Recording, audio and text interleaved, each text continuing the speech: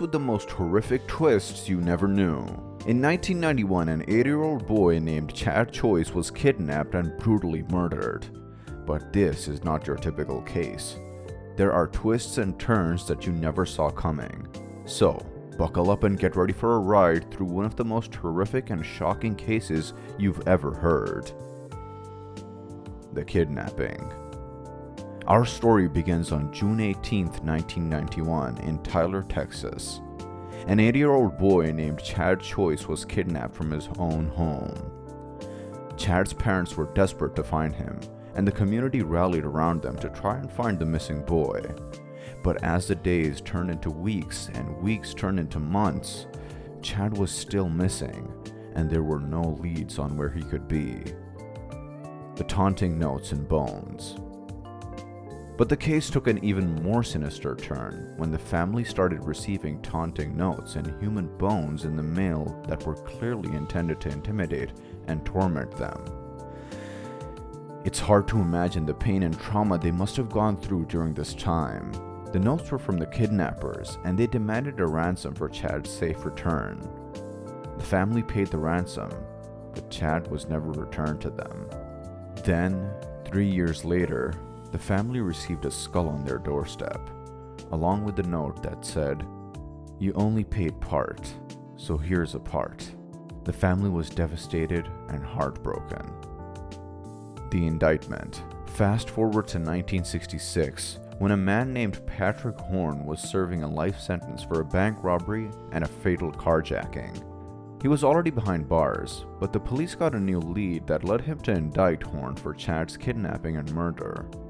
Horn was a high school student and a family friend who was promised drugs and cash by Colombian drug dealers if he kidnapped Chad and held him as leverage to force his uncle to repay a drug debt.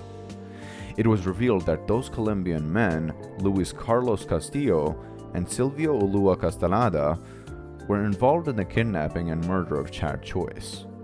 The Colombian drug dealers who allegedly orchestrated the kidnapping and murder of Chad Choice have ties to the larger drug trade in the United States.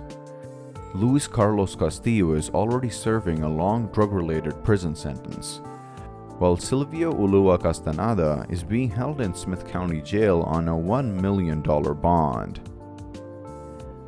The twist. But here's where the story takes a twist that no one saw coming. Horn's uncle, Greg Sterling, publicly denied having a drug debt, and at first, investigators dismissed the connection. But a few years later, Horn sent a leg bone to himself in person, along with a cryptic note that implicated him in Chad's murder. He then led detectives to Chad's grave, where they found the remains of the young boy. But the most shocking part of the story is that Horn's own brother, Keithan Horn, was also involved in the case. He faces charges for digging up Chad's body and delivering the bones to the family's home at his brother's request, and later to the jail. Despite Patrick Horn's arrest and indictment, the investigation into the kidnapping and murder of Chad Choice is not yet over.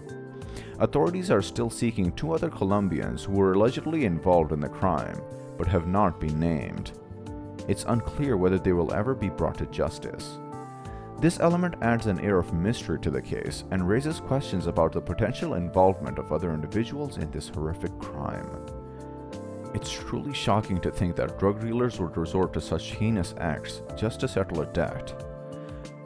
But, unfortunately, this kind of behavior is not uncommon in the criminal world. The fact that Horn was willing to kidnap and kill an innocent child for his own gain is truly disturbing. The aftermath. The case sent shockwaves throughout the community, and the family was left devastated and heartbroken.